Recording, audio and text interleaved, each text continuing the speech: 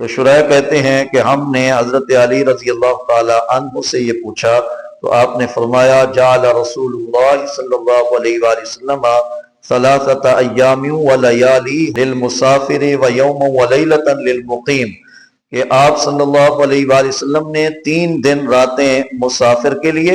اور 1 دن رات مقیم کے لیے مقرر فرمائی، یعنی مسح موضوع پر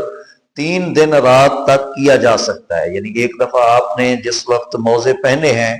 تو اس وقت آپ باوضو تھے، موزے پہن لیے،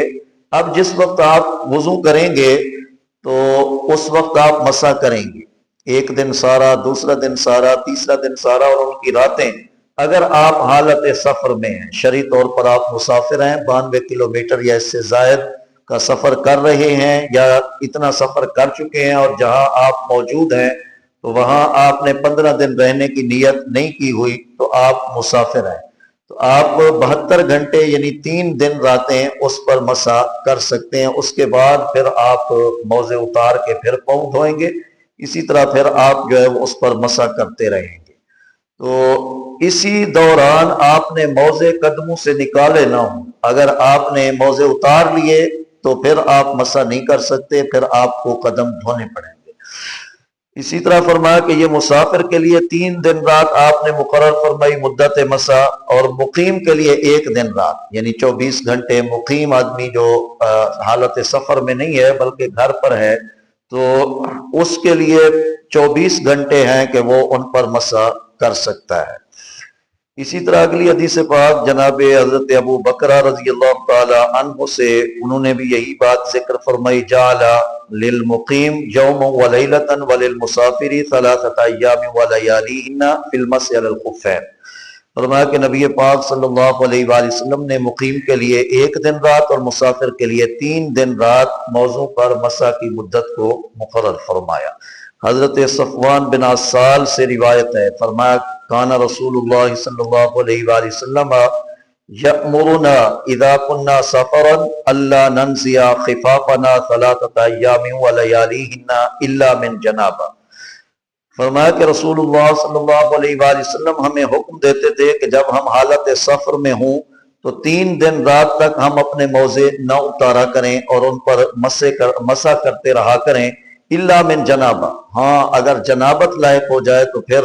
یہ اتارنے پڑیں گے، یعنی اگر آپ پر غسل فرض ہو جاتا ہے تو پھر غسل کرنے کے لیے آپ کو یہ موزے اتار کے قدم دھونے پڑیں گے، جیسے باقی جسم آپ دھوئیں گے تو پھر آپ یہ موزے اتار کر قدم بھی اپنے دھوئیں گے۔ اور آگے فرمایا کہ لیکن من غائط و بول و نوم،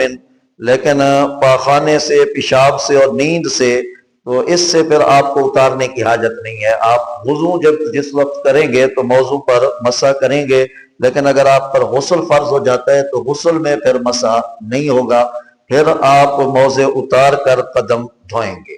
اسی طرح حضرت علی رضی اللہ تعالی عنہ سے مروی ہے، فرمایا لو کان الدین بالرأی لکان اسفل الخف اولا بالمسح من اعلاہ۔ فرمایا اگر دین کا دار و مدار رائے پر ہوتا تو یقیناً موزے کا جو نچلا حصہ ہے یہ مسح کے زیادہ لائق ہوتا اوپر والے حصے کی بنسبت، اس لیے کہ جس وقت ہم موزہ پہنتے ہیں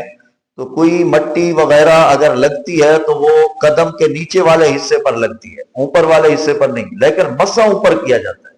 تو یعنی آپ ایسے ہاتھ تر کریں گے اور پھر جو ہے یعنی اپنی انگلیوں سے، پاؤں کی انگلیوں سے اس کو ایسے پنڈلی تک کھینچ لیں گے، یہ مسح ہے۔ تو مسح جو ہے وہ موزے کے اوپر کیا جاتا ہے، تلووں پر نہیں کیا جاتا، یعنی جو قدم کے تلوے ہیں تو ان پر مسح نہیں کیا جاتا۔ تو حضرت علی رضی اللہ تعالیٰ عنہ فرما رہے ہیں اگر دین کا دار و مدار رائے پر ہوتا تو فرمایا کہ میری رائے یہ ہے کہ موزے کا مسح جو ہے وہ تلوے کا ہونا چاہیے، اوپر والے حصے کا نہیں ہونا چاہیے، لیکن کہتے ہیں وَقَدْ رَأَيْتُ رَسُولَ اللَّهِ صلی اللہ علیہ وآلہ وسلم یمسح علی ظاہر خفہ، لیکن میں نے رسول اللہ صلی اللہ علیہ وآلہ وسلم کو موزے کے اوپر والے حصے پر مسح کرتے ہوئے دیکھا ہے۔ تو مطلب یہ کہ دین کا دار و مدار تمہاری عقل اور رائے پر نہیں ہے، عقل قربان کن بپیش مصطفیٰ، یعنی عقل کو آپ علیہ الصلوۃ والسلام کے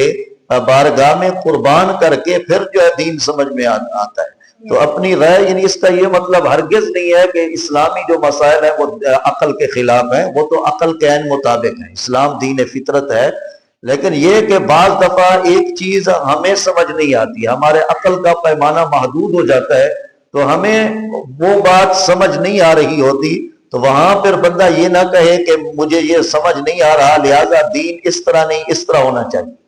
تو فرمایا کہ دین وہ ہے کہ جو آپ علیہ الصلوۃ والسلام کا فرمان ہے۔ اسی لیے صحابہ کہا کرتے تھے کہ نفعل کما رأیناہ یفعل، ہم تو وہی کریں گے کہ جو ہم نے اپنے آقا صلی اللہ علیہ وآلہ وسلم کو کرتے ہوئے دیکھا ہے، ہم وہی کر رہے ہیں کہ جو ہم نے اپنے آقا کریم صلی اللہ علیہ وآلہ وسلم کو کرتے ہوئے دیکھا ہے۔ یعنی دین یہی ہے جو آپ علیہ الصلوۃ والسلام نے کیا یا آپ نے فرمایا ہے، باقی یہ کہ وہ تمہاری عقل میں آئے یا نہ آئے۔